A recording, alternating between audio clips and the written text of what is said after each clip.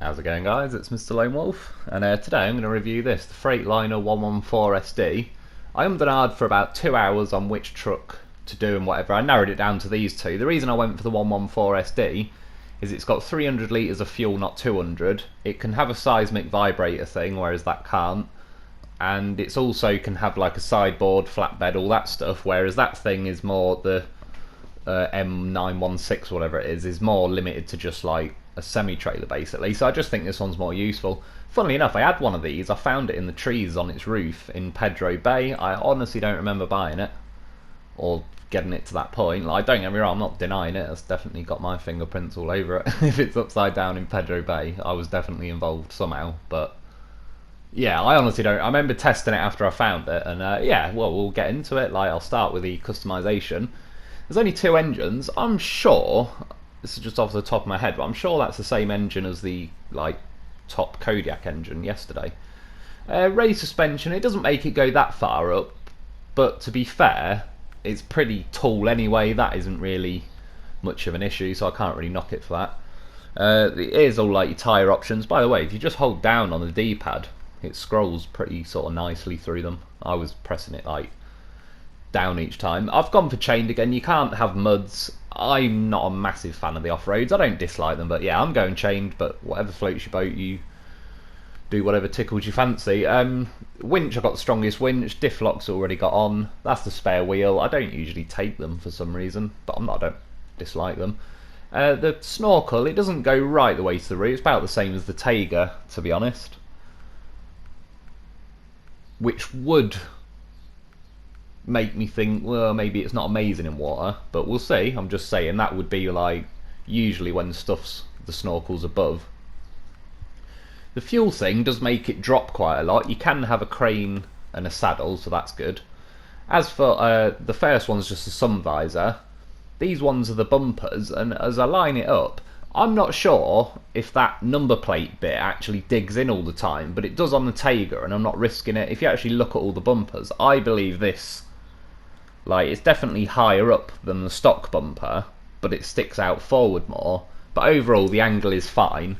I can tell you from testing, like, it's not the top in the game, but it really isn't bad at all. The reason I've gone for the rear beacons is because I noticed at this point, I was like, oh, what? I can have an aircon and the beacons. I was like, Jesus, I've just sold the dairy. I'm fucking loaded. I'm buying everything. Yeah, the reason I've got the beacons on the back, if you have this light bar, you've got 4 fog lights and 2 beacons. With this light bar, you've got 5 fog lights, and I still keep the beacons on the back, which I prefer anyway. I don't know if 5 versus 4 makes sod all difference, but it's more crap on my roof, and like I say, I'm pretty damn rich. I just sold the dairy, so I'm buying everything, even the exhaust. Yep, that's shiny, buy it. Alloys or whatever, rims, they're all like the usual. To get quite a big selection though, like most of the normal trucks. I've just gone for the third set, I believe. As for paint schemes, the first one is the blue one. The red one that sold me in the end. This, I don't know why, it reminds me of a Mega Man level from like the 90s. I don't know why. To be honest, I like all of these. Even that is a nicer green than it often offers you on some of the trucks. But in the end, that won me over. I don't know, I just quite like it. So anyway, we'll go and take a look at it. I quite like the look of it. Again, like I say, I don't really think there's much I don't like the look of. It looks like it sits nice and tall, which I like. Quite modern inside, a little bit more modern than this is how modern I thought the Derry 4520 would look. I like the view out the back. I can see my tyres, which is all I'd want, and obviously I suppose I can see my cargo, what my trailer's doing. The mirrors, I actually think are quite viable. I sit quite far back from the telly anyway, but there, I could even drive like this and I still can see what my actual... I like that. Like, the mirrors actually felt very viable and good in this truck. At the view out, I can see all my tyres, so again, can't really ask for more than that. The horn, yeah. It's not crap, but the rev counter, it builds the revs pretty slow. That's how I feel with this truck. But as for when we set off, pretty much stick it straight in the high. This is why I quite like chained. Muds skid more. Chained catchy skids a bit. It's not too bad when you haven't got a trailer, but when you've got the trailer on an angle shoving your arse end around, it can be the difference between jackknifing and not. It can have all trailers. It even sits very well with that saddle high trailer, which like the wheels sometimes sink into the map with some trucks. The steering, I obviously did that on purpose. I genuinely could have steered out of that, and this is my problem. Since the update, when you let go of the stick, the wheels centre a lot quicker than they used to. I used to just let go of the stick and I'd still have like full lock for half a second that'd float over, so it's getting me less and less, but yeah, every now and then it catches me out. But the steering on this is very nice. I'd even say a little bit better than the Taiga. Through here, it depends, like, as I do it now, obviously you can see, I go slower, and one thing I think with this truck, it doesn't take advantage of auto as much as some other trucks. You definitely, like, sticking it in low range with the diffs on. So, obviously it's up to you. If you're a fan of low range box, like the off-road box, that'd help. Personally, because there's just more fast bits on my journey than the slow bits, I think I make much more time up by having the high range, and I'll just hack medium low through like those bits. But again, just personal choice. Up here it stayed in high, took off quite nicely. Like, I feel like I'm making progress. It's not giving me that like itchy impatient feeling to want to go and grab something else. I might do the Kolob, the long nose one, by the way, tomorrow. I had a little test that earlier, and it was yeah. See, now I came back, I believe, oh, is it not this time? I did try the off-roads as well, sorry, and I prefer these, but yeah. As you've seen there, I actually left it in high. Basically, it slowed down a bit there, but I did actually keep it just in high, and I did get out. So yeah, I wouldn't say it does that all the time, but it did manage it.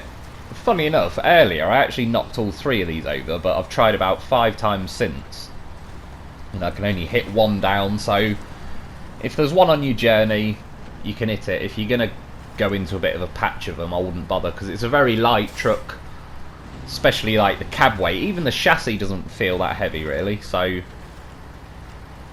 through there, I mean, I had to do a bit of low range, like, but not bad. Even through here, it's, once you've got the revs built up on it, it's punchy enough, but sometimes it does feel a bit lazy and slow to get up through the rev range. But again, it's making nice pace. That's why, personally, the high range felt like a better fit for me. But down here with suspension, I wouldn't say it's got the toughest suspension, but it was certainly never a problem. You pick up the odd 1 and 2 here and there, but it was never like, by the time I've got somewhere, like I'm worried about the suspension. If anything, hitting trees took quite a lot of damage off the engine, so that'd be what you'd probably have to watch out for first. But yeah, suspension, like you see, just the odd thing here and there, but there's still plenty of health on it. It's not flying down. And as for along here, I change, yeah, to a different edit. This was just, I wasn't even going to do this till now, but just to show you how quick and responsive the steering is, I kind of swerved at that tree and then tried to miss it at the last second. And even though I glanced off it, it's very nice. It's quick reacting steering, but it feels a tiny bit less twitchy than the Taiga. Since the update, the Taiga flicks back to the middle so quick, it can be a little bit twitchy at times. This just feels a lot more smooth. In like here, as you can see, I basically go into the low range with the diffs on. It just doesn't benefit that well from auto, just because I don't think there's a lot of weight in the truck. Like, you think with the P12, or sorry, the P16, that creates its own grip because it's so chunky and heavy that it just sits down and digs in, whereas like this is pretty light. 2 things though, it did knock that tree down, and again, because of the nice quick responsive steering, I was able to swerve back out of there without some 3-point turn. Like the Vor on AE, not a damn chance. Yeah, so like, not too bad so far, to be honest. Through here, it's staying in high over the shallow snow, but it was a little bit slower than the others. Here is definite like low range diffs on. Did climb over here, clipped the petrol tank, but nothing. Well, 1 damage, like us. Yeah, that ain't my problem. Got over that one, like just at the side, climbs up this rock. Again, that's where, well, the off-roads, I've not done silly amount of testing in the off-roads. I just think if I haven't got muds as an option, I'll just take the chained anyway. Muds, I'll consider both and I'll try them. Again, got over here, it's there was once it wouldn't get over here, but every single other time I tried it, it did, and that's why I went on a little bit of an angle there, and it was fine. So, I'd say in a squeeze if you had to go over a barrier, but the turning is so nice on it that quite often you won't need to. But I've been in situations where it's like, well, if I reverse the trailer it might tip, and it's like, if I can just ram that tree out the way or go over that barrier. So, yeah, gotta know these things. Again, through here, just because low range diffs on, it's not that rapid in low range diffs on. And I wouldn't say it excels in snow. Like the Derry, if anywhere, was its best in snow. This, yeah, it just, I don't know, deep snow and that, like snowy tracked roads, it's fine. But yeah, deep snow it's not that keen on. Climbed up here just fine, and this I thought was pretty nice. When it went down here, like the bumper's got plenty of clearance, but it even bumps over that rock. A lot of the trucks pushed it out of the way, but that's definitely some pretty decent like angle and ground clearance to not even need like to push it out of the way. And again, normally I just recover now, grab a trailer, but I suppose it's just as I tried it the last few days, I was curious while I was here. I'm going to recover anyway. Wanted to see if it could jump the wall. Boxes again, they couldn't believe what they're seeing. A little bit like them revs for a second, but it made it. Can't knock it for that. If you ever need to, you have just stole a fuel truck and you're on the run, we'll meet the loaf at the border. Turning circle, about ANK, White Western Star, like pretty in line with quite a lot of them. That's why I didn't go and do a full lap. It's not amazing, like the Derry Longhorn 4520, that's one thing it definitely had was bloody, I like the rear steer. Yeah, coming along here, I need to move it. I will move that trailer tomorrow, but as I attempted it, I came around this side. As you can see from where that trailer's been dropped off, you can basically see where the issue occurs for all trucks that don't like this area.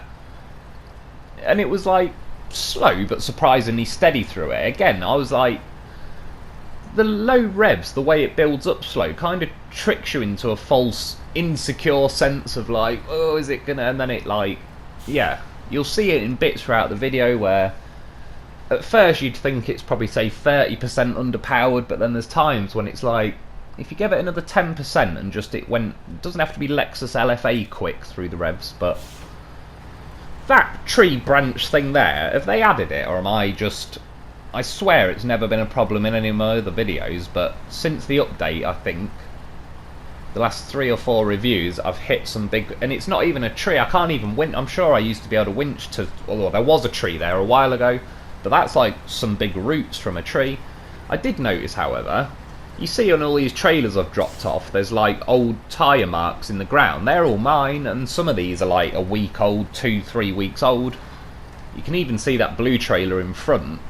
That was what I dropped off yesterday, and that's got like the freshest tyre mark. I just thought it was quite a nice little detail that older tracks are still there, but they look more snowed over and old. Driving through this shallow water, pretty good through there, because it's already got the revs built up. Like, it wasn't that bothered about it, which was nice to see. The only interesting thing I thought here was, considering it's a normal sized truck, it looked like the rear axles were almost at their width limit then, and that's not a bad thing. Like, that to me, I believe, sort of says at least the rear axles sit wider than narrower, which can't be a bad thing for tipping or anti-tipping capabilities. Again though, through here, snow, that is pretty deep snow there anyway, but low range diffs on. Once you find a snowy road like this, you can stick it in high, and again, this is where I claw my time back. And I like enough speed that there's a bit of risk involved. Like, I like that I might have to save it on a bit of a dodgy corner if it's too slow all the time. I never drive the Tatron really anymore, because it's as great as it is, it's just too slow. Like, I can get there quicker with the off-road Dolphin and stuff. Interior view, again, I like that I can see out the back, I can see what my wheels are doing in auto and low range and all that, which I like. The mirrors, I still think, like that one in particular, I like that little other mirror at the bottom, which is like perfectly on my tyre. Yeah, so I can definitely see, even with the mirrors, what I'm doing. So I definitely recommend this as a, like, if you like doing interior gameplay, or you want to restrict yourself just to interior for a mission, it's not a bad possibility. Sticking the head out again, obviously I can see what the wheels are doing, that's all I want from it really. Going along here, it wasn't too bouncy, not as bouncy as like the Zix, but it has got fairly tall suspension, which is a good thing. As for the horizon and the view, I could see those rocks and that, so yeah, pretty. You can technically just see the bonnet, but it kind of slopes off at the same rate. I like to try and hit this in high. I have in every truck pretty much. And that bit there is perfect for, like, first it bounces down your suspension and then you'll catch your chin, so that's like a double test of like ground clearance when the suspension is depressed. See, things like this, off-road stuff, I wouldn't say doesn't like, but yeah, you can't really get away with it. Like, the Taiga almost made it through here just staying in high. The off-road Dolphin just flies through here. You definitely, when you hit a patch of mud, this reacts to it very quick and slows down, and you're just best off. Mostly, sometimes you get a bit lucky. This test with, like, ground clearance, that doesn't really depress your suspension. So that's like just a normal one, and it didn't catch its chin there, which is respectable. I can't work out there if it hit its chin or if it hit like the underbelly of the truck, but either way it didn't really slow it down. I stuck it in high range, and because of the very nice steering, I felt pretty good about going across there in high range. And I might not do it in high range if I had a trailer. Well, I don't know actually. Nah, scrap that. I probably would, especially in this because the steering's pretty nice. But I probably wouldn't recommend it. Yeah, I still think it would have got over there just fine with the trailer. Again, though, you get to the deep snow, and it's definitely back to low range diffs on, which progress isn't the quickest. So if I was on a snowy map and I knew a lot of my route was like off-road snow, I would bring something else over this. If a good fat chunk of the route is like snow roads, where I can get up into high.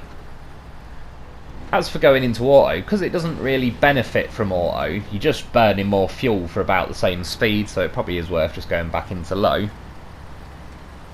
And then through here, I swear I've shown some of the others, and to be fair,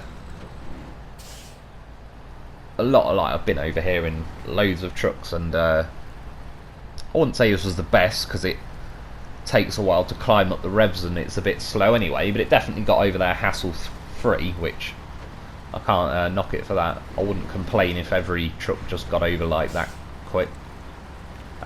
This mud pit, if I'm honest, now I kind of thought, oh no, but slightly better than I thought considering its slow speed, but this sort of shows it's pretty happy in low range diffs on. Like, it's not like it struggles, it's just this is its pace. The front tyres still seem to be pulling nicely. I can turn back to the left still if I wanted, but obviously eventually I went in for a bit more. Wanted to get that bumper scraping, and to be honest, you can see that log sat in the water that my bumper's not far off. Roughly, like, the derry got near that, probably a bit past it. Yeah, by now, not a lot's going on. I did notice when I put it in high, only the rears flick mud chunks up. The front's spraying a lot of water. I don't know if that means anything, I just noticed it. But yeah, eventually I winched to the left, by the way, and then I drove out. But you see, nice, responsive, quick steering. One engine damage, that's your problem, truck. Hey, no point in even telling me. But then you hit the snow, and yeah, back to low range diffs on, basically. Well, until deep snow. Shallow snow, it auto and possibly high is viable if it's very shallow like now. Well, not now, but 5 seconds ago. As for up here, though, I can't say it was terrible, like, really. Again, it's, well, I'm in auto at the minute, so it's definitely, like, that keeps the speed up a little bit more. I don't really like to go flying along here anyway, because it's pretty easy to catch a dodgy bump, and that's game over. Well, unless you've got a low for you. So I was going to go that way, but I swerved back for, like, a bit of more of a nose test. It did hit here, but at least like I can reverse just in auto reverse, like when the Derry had to reverse there, like specifically in reverse. But yeah, got up there. As for beaching, it's for some reason the White Western Star was brilliant at not beaching. I don't know really quite, unless it was just because it's got very good tall suspension when it's raised. But yeah, not bad for beach. This is pretty, stands nice and tall. Beach is a lot less than like the Cat CT680. So now we've got the tipping test, and I don't think there's any weight in the cab. I don't think there's a lot in the chassis. I think it's just overall a light truck. I suppose I got kind of unlucky there because I just hit the tree. It did start to pull itself around. I was like, oh, hang on, you never know. But it was not going to get around enough to where the winch, like I could start the engine and use the winch. So I was bringing the Azov. I just felt like bringing that this time. Obviously I brought like an emergency loaf for me. Always got to have the emergency loaf. And I generally didn't stage that. I always just get impatient and try and ram my way through there. Yeah, I rolled the Azov. Right, this is why you bring the loaf. Obviously I've cut most of it out, like, but in seconds I could see what I'm doing.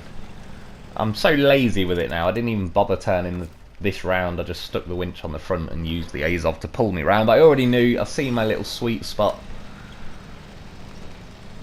I knew what needed to be done. And look at the little beast. Horse of a vehicle. It ain't moving from its little spot now. It's dug in on that tree.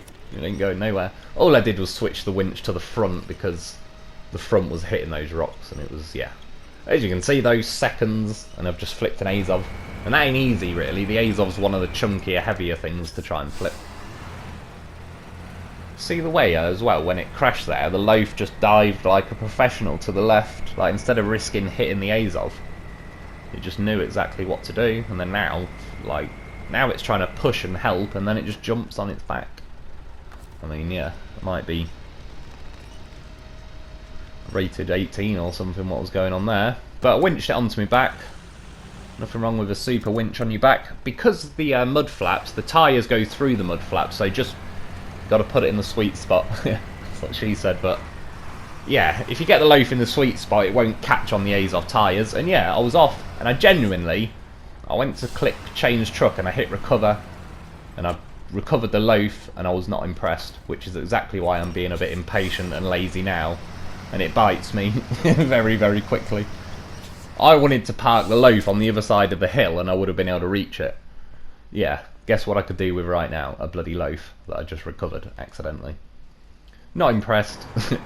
Brought the Ortega, Mother Russia, comes to solve the problem. I've noticed this as well, and this isn't like for footage or whatever, I just autopilot. I get here in the Ortega and I automatically go for a roll. I did it in the Azov video without even noticing, but that's how much faith I've got that the Ortega will get back to its wheels. That I just risk it for the hell of it. Yeah, this Freightliner thing, it doesn't really seem to weigh a lot, so it's a piece of piss just reversing at it in the end. Anyway, yeah, White Western Star Hill. By the way, that Ortega has best centre of mass characteristics with the muds on them, big wide custom muds. It would not be as balanced if it had like the single rear chain and stuff. Anyway, White Western Star Hill, a bit slow again, but it still definitely got up there. I believe as well, even if I had a sideboard bed on and a bit of cargo, it'd probably get up there. This, I believe, had a little clip in the Fastest Moneymaker video, because even though it didn't win the speedrun, it surprised me.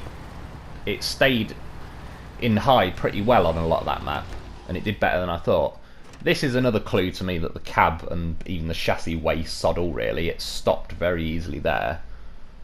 Like, a lot of stuff that's got weight in the chassis or cab would have either carried me over or pushed me down the hill.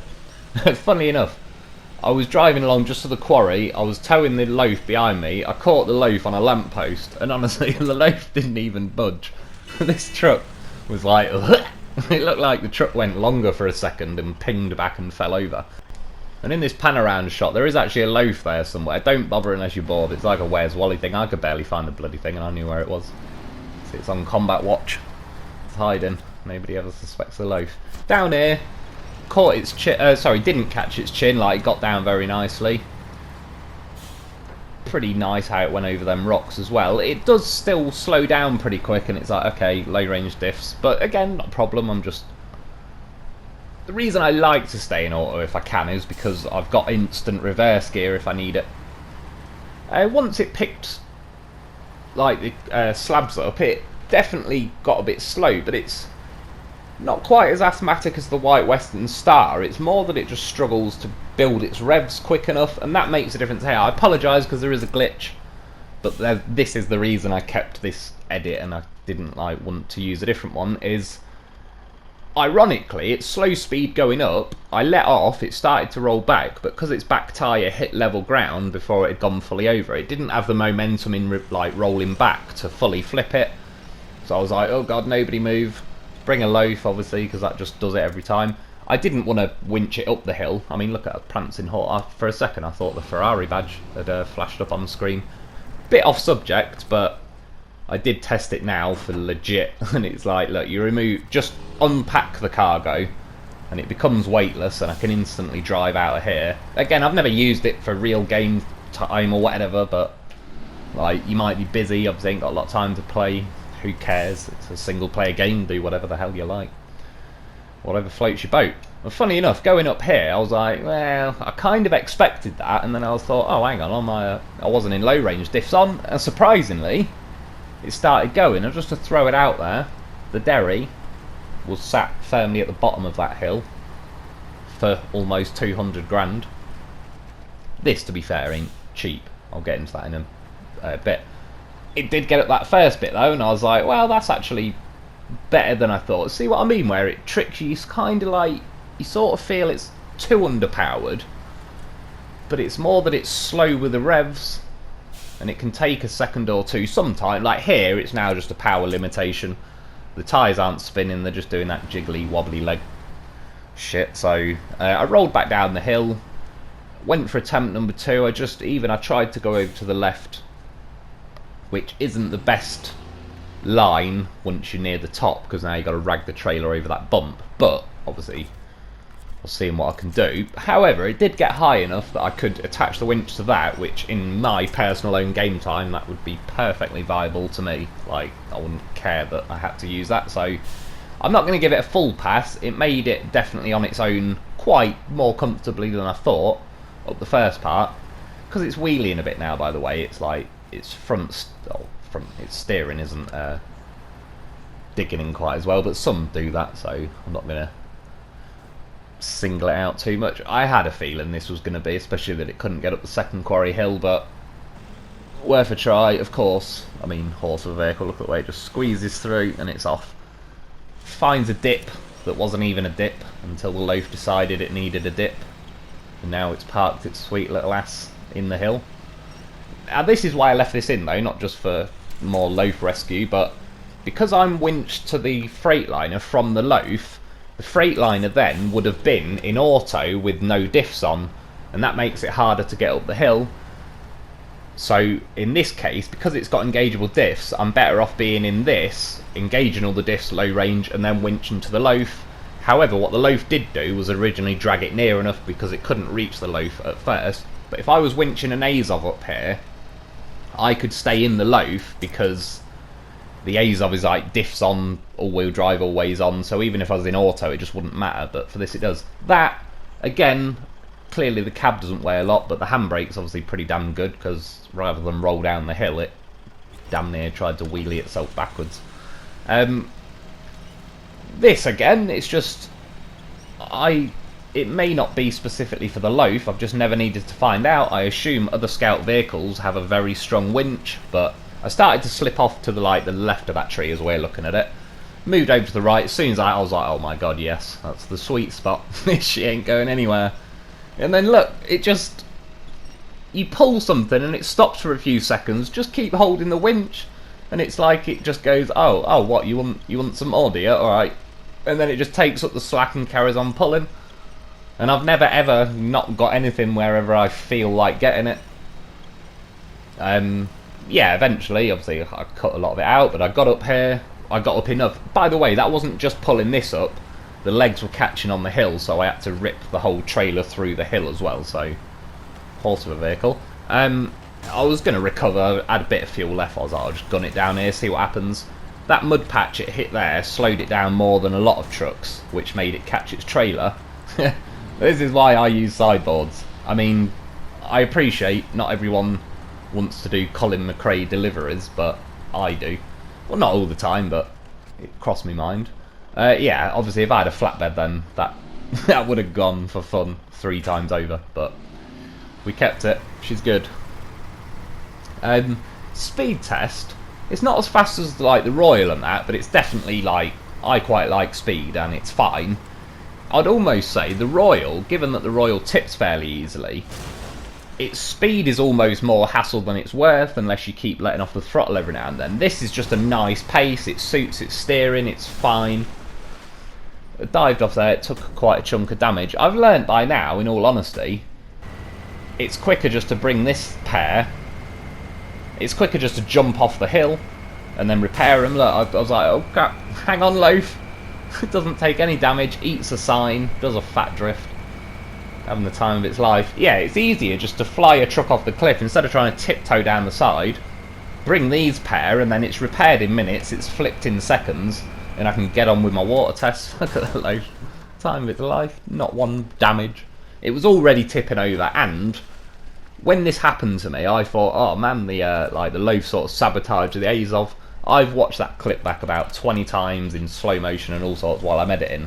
I don't think the Azov would have made it back on its wheels because the van body's quite tall. I tried to do 2 birds with 1 stone and see, like, I'll either tow that nearer or it'll flip the Azov. The only biggest pain in the arse of flipping this thing was it just kept rotating round where it's like I'm not perpendicular to it, but when it just sat where it bloody...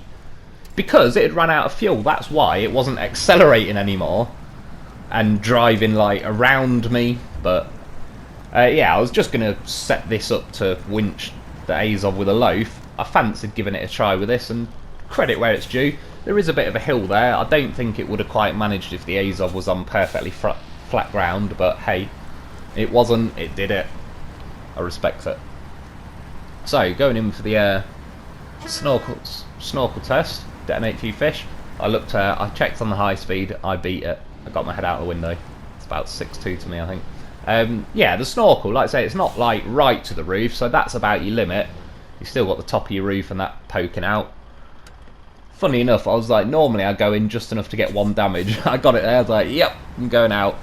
And then when I stuck it in reverse, because it bobs the nose down a tiny bit, it took 6. However, the engine's 98% fresh. Reversed out, not a problem. It's not the fastest reverser, but it definitely comfortably reverses out. So now we're going to go for the drowning test. And this is where things get a bit interesting. I got that out here, and I was like, yeah, I definitely should have been taking damage by now. Definitely. Looked around, like, hang on, we've got a floater. Just stop the engine, I was like, ah, fuck it. Don't mess it up now, just floor it. And I have to say, I am pretty damn impressed. This peaked it at the end. Like, this is first attempt.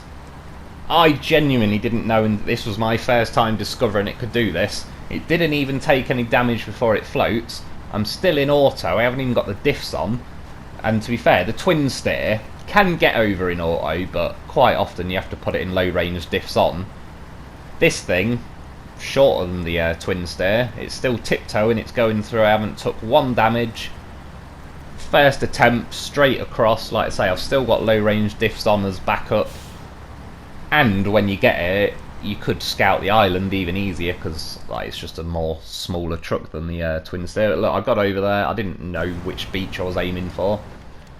And now, I could have done Rocky music really as I go up here.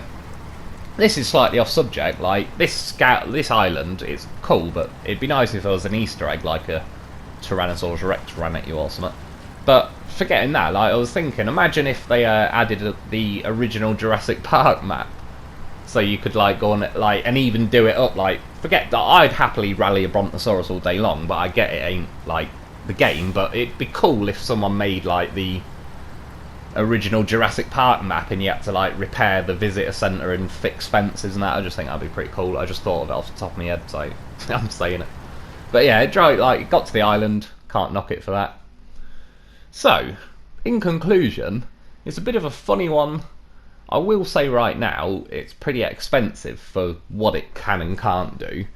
Like, there's not a whole lot to love about it, but there really isn't anything to hate about it. If I'd say anything, I don't like how slow it climbs up the revs.